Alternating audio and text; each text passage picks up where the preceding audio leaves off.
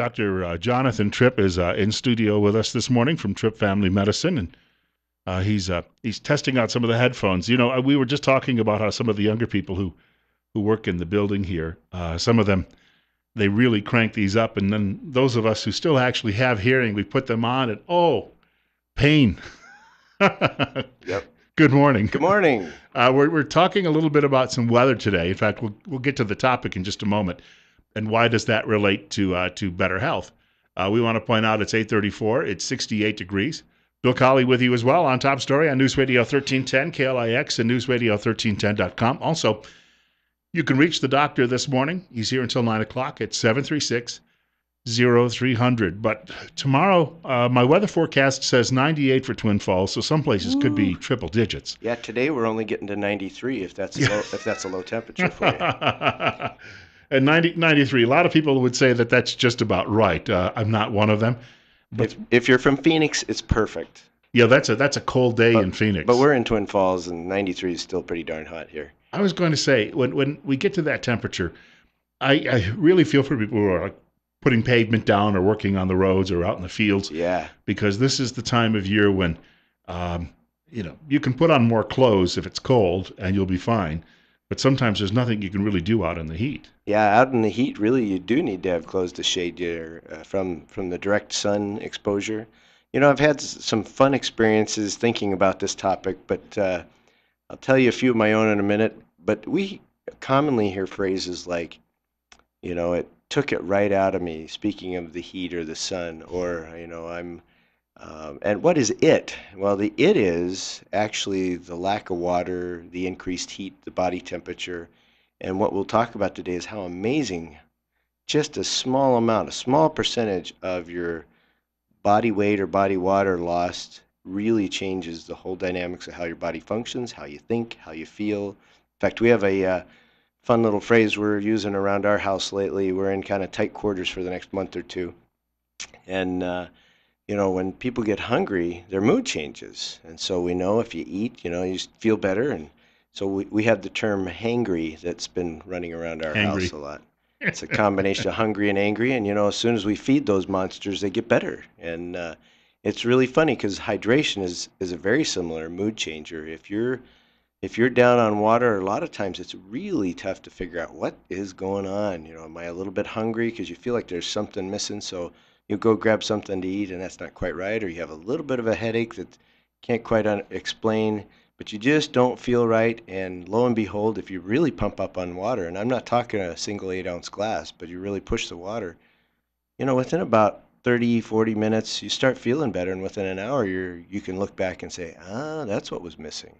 But food, we know in about 5 or 10 minutes we're feeling better. So it's a quicker understanding cause and effect. But we have let me just give you a quick statistic. This is from let me give you the right group because I did a lot of researching. This is from the National Athletic Trainers position statement on exertional heat illnesses. And what they talk about is if you have a 1% to 2% dehydration, that's of your body mass. So if you weigh, 150 pounds, we're talking about 1.5 to 2 pounds. And if any of you have exercised, weighed yourself before and after, you do a 10-minute jog, which I don't run much, so a jog is about as good as I can talk about. But you do about a 10-minute jog, you come back, get on the scale, and you're down 1.5 or 2 pounds. So if you weigh 150 pounds, that's your 1 to 2% right there. And what happens with that is your body stops being able to do what it needs to cool you. It becomes much more inefficient. And if you go up to about 3%, you have a lot of increased risk of heat cramps, heat stroke, even exhaustion or what's called syncope or fainting from heat stroke. So it doesn't take a whole lot. We really need to pay attention, especially in these hot days of summer. We have a break coming up in about a minute or so, but before we do that, I'll share a story with you. When I was a young reporter, and I was young and in much better condition, I had to cover a court sentencing, and they had all the family members come in to give their victim statements and the like. it was an all-day process, but the courtroom big trial was so overflowing that they put a lot of the reporters outside. They rigged a sound system out so we could actually we could record what was going on and watch it on monitors. Hot, sunny day, and I stood there for hours in that hot sun. Finished the day, filed my stories. Now, I never overslept for work. The next morning I did, and I likely think it was because of what happened to me standing there in the heat all day. Yeah, even with good hydration, trying to catch up often takes a day, day and a half just to catch up, even if it's only this 1% of your body loss, you know. We've got more coming up with Dr. Jonathan Tripp in just a couple of minutes. We do want to point out it's 66. It's 8:40. You're listening to Better Health with Tripp Family Medicine on Top Story, along with Bill Colley on News Radio 1310 KLIX and newsradio1310.com. If you have a question or comment for the doctor on the other side of the break, 736-0300, 736-0300.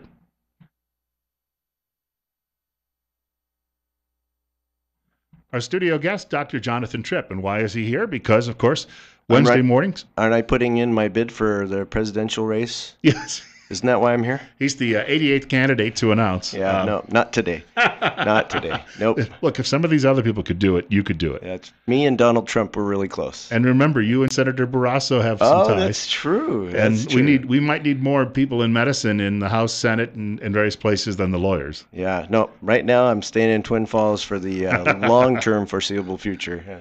8:30 to 9 o'clock, we do Better Health with Tripp Family Medicine on Wednesday mornings. And, of course, you can reach the doctor while he's in studio, for instance, at 736-0300. But you can also reach him if you. A lot of people can't always call in because they're driving or doing something else, but they hear the show and then they have a question later. How could they go about getting in touch? Well, a couple of ways. One is our office phone number is 208-933-4400. That's 933-4400. And then there's also Facebook, which is Tripp Family Medicine, as well as our website, trippfamilymedicine.com. So lots of ways to contact us. Be happy to hear from you. We see new patients all the time, so welcome that as well. Even old patients sometimes we welcome.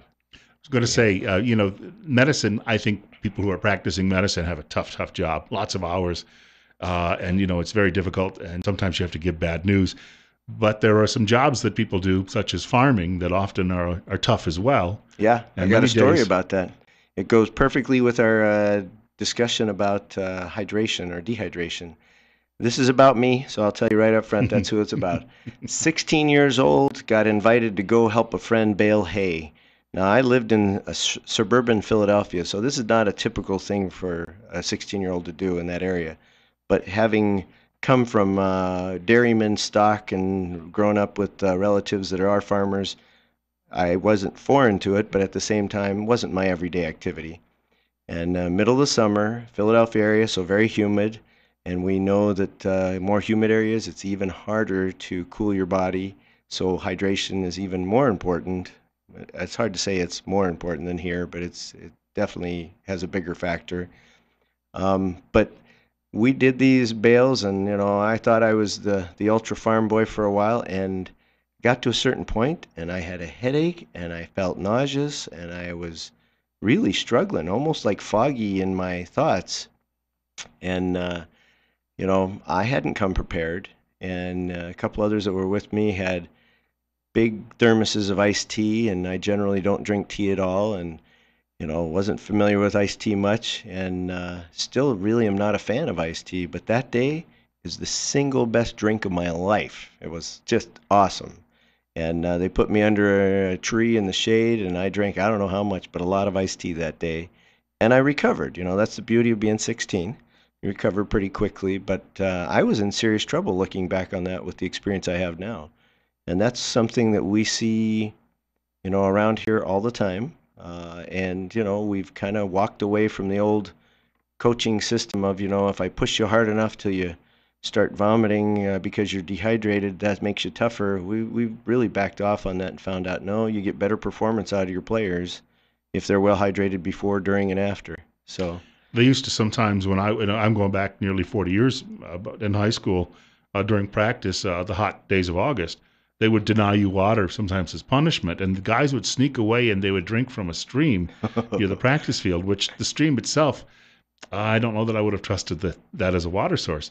But there are certain signs the coaches even then would have recognized if someone was going to be having some sort of a medical issue.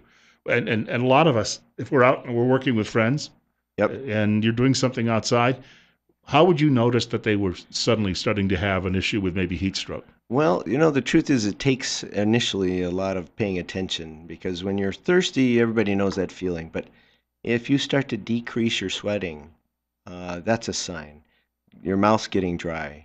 We joke, or not joke, we use the term cotton mouth. If you can look at their lips and their lips are kind of shriveling up on them, and yet, it's not a cold day, it's not chapped lips, those are real increased signs. If you have a baby and you can look in their mouth and they have kind of thick saliva, or if they cry and there's not much in the way of tears, those are big hints that we're in trouble already and we need to catch up.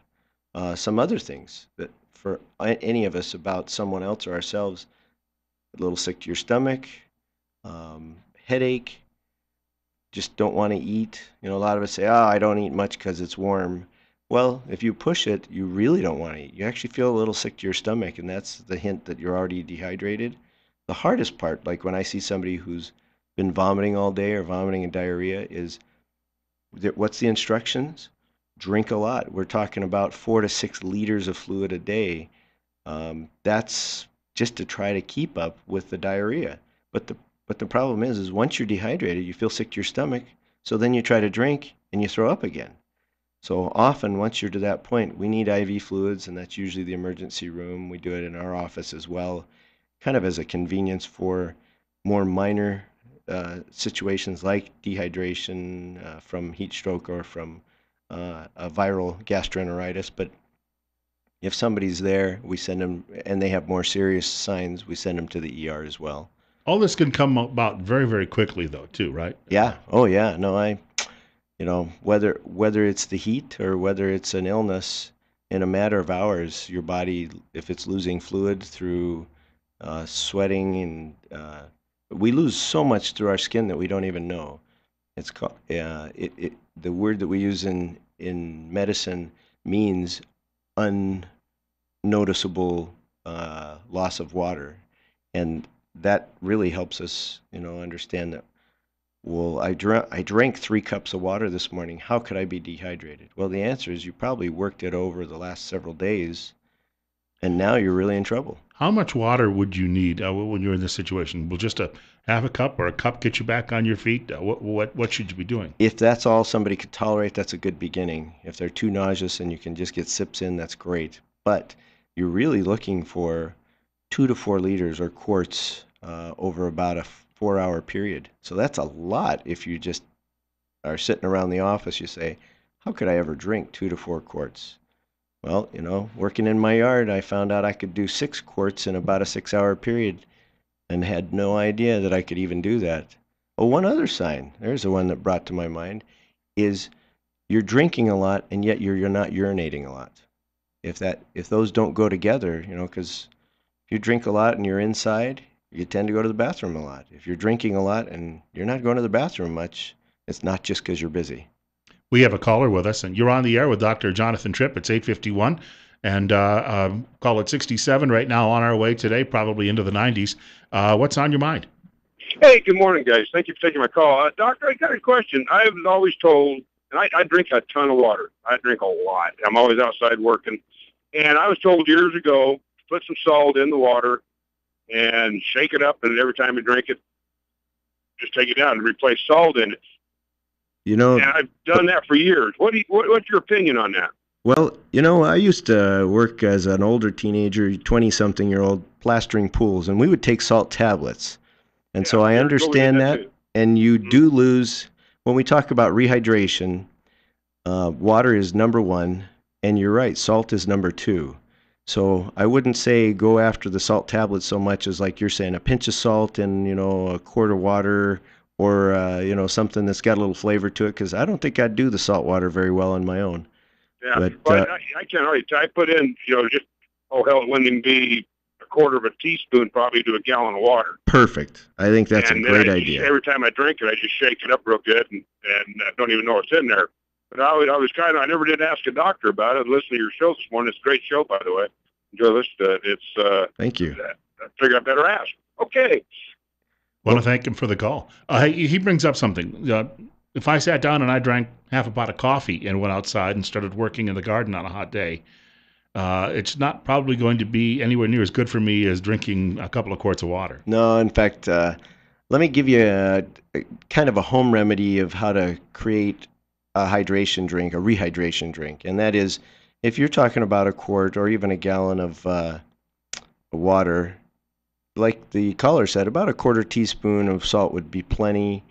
But the other things you want to add in is something that regenerates some sugar, some calories for you. So you can use straight sugar, or you can eat about a cup's worth of fruit, especially like oranges or kiwi, pineapple, that kind of stuff that's really well hydrated will help a lot. The other thing I wanted to talk about is, sorry, I just blanked. I'm thinking through my question. Sometimes because we were people use watching honey. Rick Perry earlier, and just through osmosis, you forgot something, just like he did once. Just like he did? Okay, well, it's proof that I've prepared but not scripted the whole thing. Right. But anyway, back to your question about the pot of coffee. The FDA, oddly enough, tried to come out with a statement about hydration and the importance of which drinks to have. And of course, water was included. And our sport drinks that have some salt and some sugar in them are reasonably good. But one of the interesting things is they tried to say caffeinated beverages are not a good choice. And due to lobbying effects through Coca-Cola Company and others, they had to soften their statement and say any fluid is good. And the truth is, any fluid would be better than none. But the truth is if you have caffeinated drinks, caffeine is a diuretic, makes you pee more. You're going to lose more water, more fluid overall. So they're not a good choice. So if you say, hey, I'm working hard, I'm going to do a Monster today, I'm going to have, the old one was Jolt, Yes, things like that. yes. That's a poor choice because your kidneys are working harder to get rid of fluid when it needs to keep it. So no, I wouldn't say caffeinated is the way to go. Water's number one. You lose salt, in particular sodium, and potassium's a good one. So if you could squeeze in a banana with your rehydration efforts, that would help you. Orange juice is great because it's high in potassium. Quick question, and it's off topic, but because I happened to see it in the newspaper yesterday, the FDA, was it the FDA this week, moved to ban trans fats? Yeah. And I guess we had seen a big drop in the use of them anyway, but I read there's a 100-year-old doctor by the name, I think his name is Kumaro, who has been studying this since the 1950s, and he was the fellow who actually got a lawsuit filed that led to this. Wow. And he did studies with rats where he discovered if you took trans fats out of their diets, their heart conditions cleared up. Is this a good thing or a bad thing? Or Well, I think from a cost perspective, our food manufacturers will say this is just another way to push cost higher.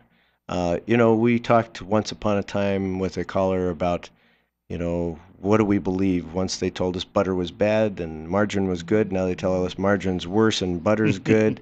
And so the truth is this debate will go on. But in general, the trans fats are like Crisco. People know that name. That's called partially hydrogenated or hydrogenated vegetable oil. And at room temperature, what is the consistency of that fat?